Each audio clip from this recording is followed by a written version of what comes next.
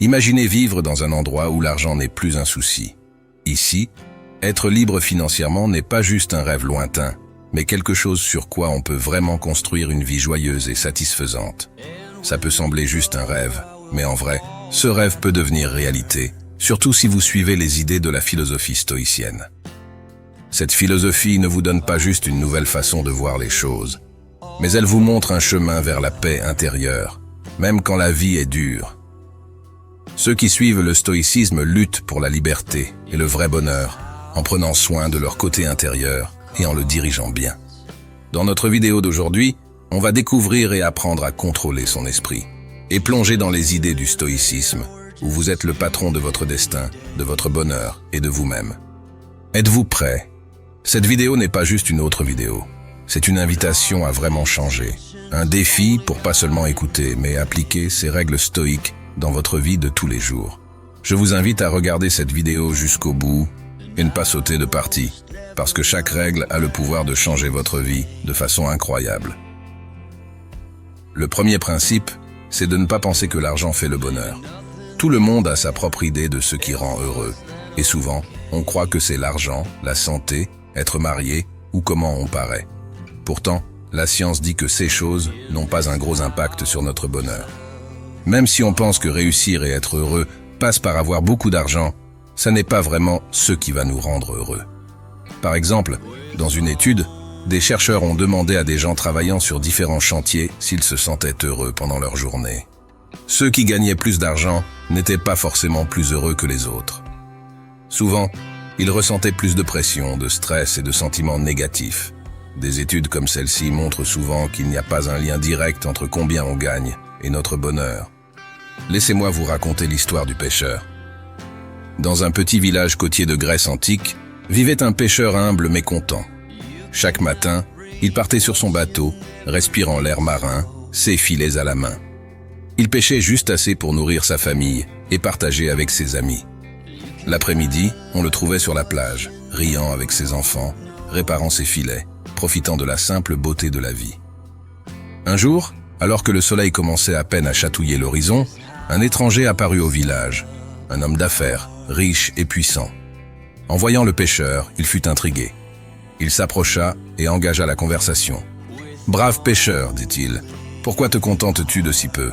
Avec plus d'efforts, tu pourrais avoir des dizaines de bateaux, employer une armée de pêcheurs, dominer le marché. Tu serais immensément riche. » Le pêcheur, intrigué, demanda « Et qu'arriverait-il ensuite, une fois que je serais riche ?» L'homme d'affaires, avec un sourire entendu, répondit « Eh bien, tu pourrais te détendre, assis sur la plage, sans souci, profitant de la vie avec ta famille. » Un silence tomba.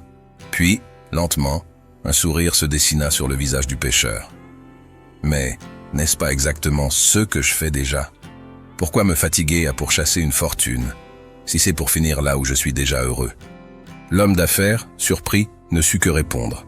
Et tandis qu'il repartait, perplexe, le pêcheur retourna à ses filets, sa famille, et la douce simplicité de sa vie au bord des vagues. Cette histoire nous fait réfléchir. Courons-nous parfois après des rêves qui, finalement, nous éloignent de ceux qui comptent vraiment? La sagesse du pêcheur nous invite à apprécier ce que nous avons déjà, à trouver le bonheur dans les choses simples. Un précieux rappel dans un monde qui nous pousse toujours à vouloir plus. Sénèque disait que la vraie pauvreté n'est pas d'avoir peu, mais de toujours vouloir plus. Cette pensée est très importante dans le stoïcisme. Mais comment faire pour ne pas lier notre bonheur à l'argent? La première étape est de se poser des questions. Qu'est-ce qui compte vraiment? Est-ce que je cherche le bonheur au bon endroit? C'est un voyage à l'intérieur de nous-mêmes. On réfléchit à ce qui est important pour nous, nos valeurs. On se concentre sur notre développement personnel, sur ceux qui nous apportent de la paix et de la satisfaction. Voici un exercice de réflexion simple que vous pouvez faire n'importe où.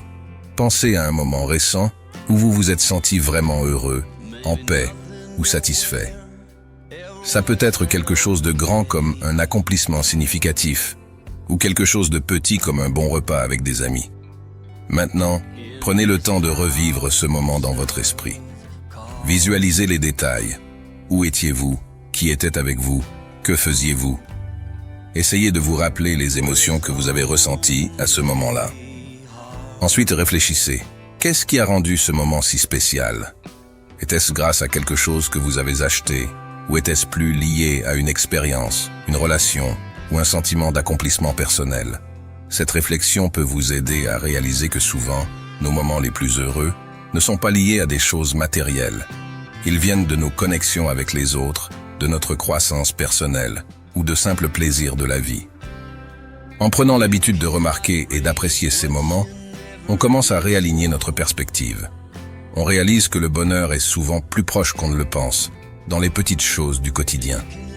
Essayez de faire cet exercice de temps en temps, peut-être chaque soir avant de vous coucher. Avec la pratique, vous pourriez commencer à remarquer de plus en plus de ces moments de bonheur authentiques dans votre vie, indépendants de l'argent ou des possessions. Vous savez, l'argent est un sujet qui peut soulever beaucoup de questions et d'émotions. C'est normal de se demander quel rôle il joue dans notre bonheur et notre épanouissement. Ce que je propose ici, ce n'est pas de dire que l'argent est mauvais en soi, loin de là. L'argent peut nous permettre de répondre à nos besoins, de nous sentir en sécurité et même d'aider les autres. C'est un outil utile et parfois nécessaire. Mais je pense qu'il est important de se poser la question. Est-ce que je donne à l'argent une place trop centrale dans ma vie? Est-ce que je crois, peut-être sans même m'en rendre compte, que plus d'argent égale plus de bonheur? C'est là que les exercices de réflexion peuvent être utiles. En prenant le temps de penser aux moments et aux choses qui nous rendent vraiment heureux, on réalise souvent que beaucoup d'entre eux n'ont pas de prix. Les rires partagés avec des amis, la satisfaction d'apprendre quelque chose de nouveau, la paix d'un moment de calme, ce sont des richesses inestimables. Bien sûr, cela ne veut pas dire qu'il faut rejeter l'argent, mais peut-être pouvons-nous apprendre à le voir d'une nouvelle manière. Au lieu d'en faire le but ultime, nous pouvons le considérer comme un moyen de soutenir une vie qui a du sens pour nous. Nous pouvons choisir de l'utiliser d'une manière qui reflète nos valeurs et qui nous apporte une satisfaction durable. Au final, je crois que chacun doit trouver son propre équilibre. Il n'y a pas de réponse unique qui convient à tous. L'essentiel est d'être honnête avec soi-même, de se poser les bonnes questions et d'être ouvert à un cheminement personnel vers une relation plus saine et plus sereine avec l'argent. Qu'en pensez-vous? Est-ce que cette vision résonne avec vous? Passons maintenant au deuxième principe clé. Ne pas vivre au-dessus de ses moyens. Dans notre société moderne, c'est un véritable défi. Surtout quand on est constamment entouré de tentations. Partout où vous regardez, que ce soit sur les réseaux sociaux, dans les publicités ou même dans les conversations autour de vous, on vous bombarde d'images de vie soi-disant parfaites. On vous montre les dernières modes, les gadgets les plus récents, les voyages les plus extraordinaires. C'est comme si on vous disait sans cesse que pour être heureux et réussi, vous devez avoir tout ça. Mais réfléchissez-y un instant. Est-ce que courir après tous ces biens matériels vous rend vraiment plus heureux? Ou est-ce que cela vous détourne de ce qui compte vraiment? Le stoïcisme nous enseigne une leçon précieuse. Vivez selon vos moyens. Cela peut sembler simple, mais en pratique, c'est une véritable bataille quotidienne contre soi-même, contre ce désir constant d'avoir plus, d'être comme les autres.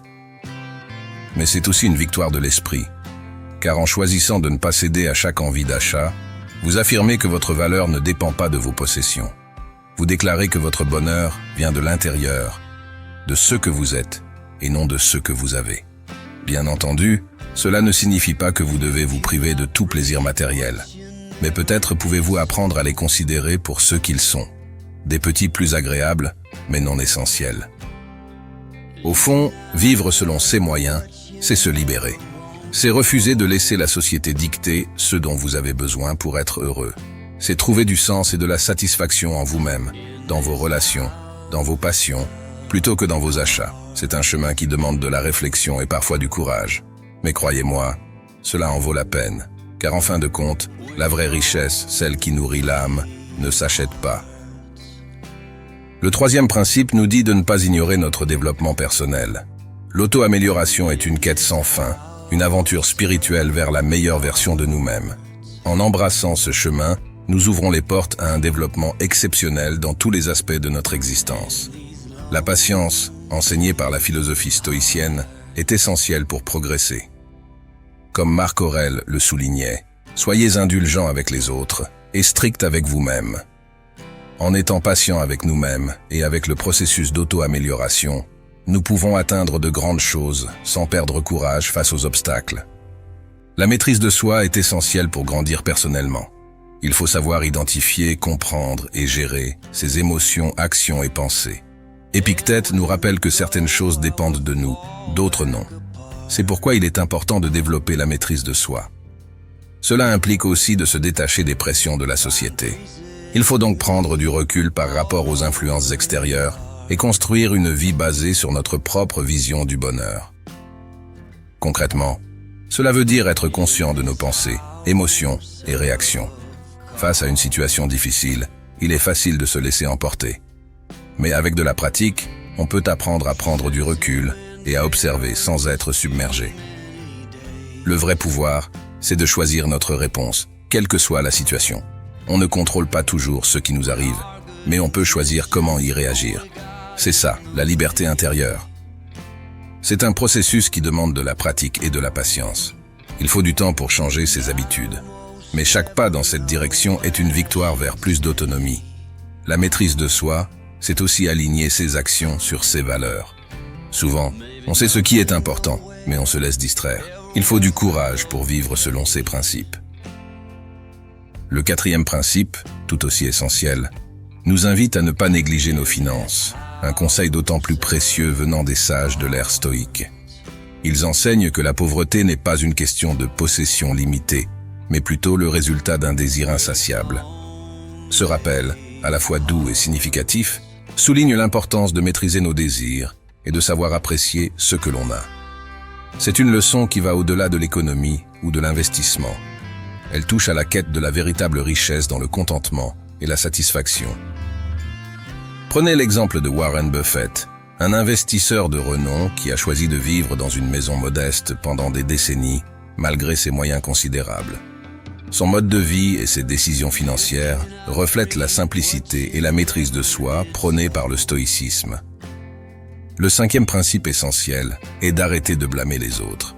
Saviez-vous que blâmer autrui peut s'apparenter à une bouée de sauvetage factice, nous permettant de rester à flot face aux échecs et aux défis? Mais en réalité, cela devient une échappatoire ou un mur invisible qui nous empêche d'atteindre notre plein potentiel. Imaginez les possibilités si vous acceptiez pleinement la responsabilité de votre vie. Pourriez-vous sortir du cycle des déceptions pour créer une existence pleine de sens et de succès? Face à l'échec, vous avez un choix à faire, soit apprendre et avancer, soit chercher des excuses et blâmer les autres. Ce choix fait souvent la différence entre réussir et échouer. Le philosophe Sénèque disait que les choses ne sont pas difficiles parce que nous n'osons pas les faire, mais nous n'osons pas parce qu'elles nous paraissent difficiles. Chaque jour est une chance de relever les défis avec responsabilité et de transformer notre vie. Acceptez ce défi, prenez vos responsabilités et approchez la vie avec courage et détermination. Adopter les principes de la philosophie stoïcienne peut grandement enrichir notre quotidien. En acceptant de relever les défis, nous ouvrons la porte à d'innombrables possibilités. Si vous êtes motivé par ces idées, je vous encourage à laisser un commentaire sous cette vidéo. J'affronte. Je tiens aussi à vous remercier pour votre engagement dans cette aventure enrichissante. Votre soutien nous motive à continuer de créer du contenu de qualité et à enrichir notre communauté. Si nos vidéos vous plaisent, pensez à les aimer et à les partager avec vos amis et votre famille. Chaque partage aide à propager ces idées et peut changer la vie de quelqu'un.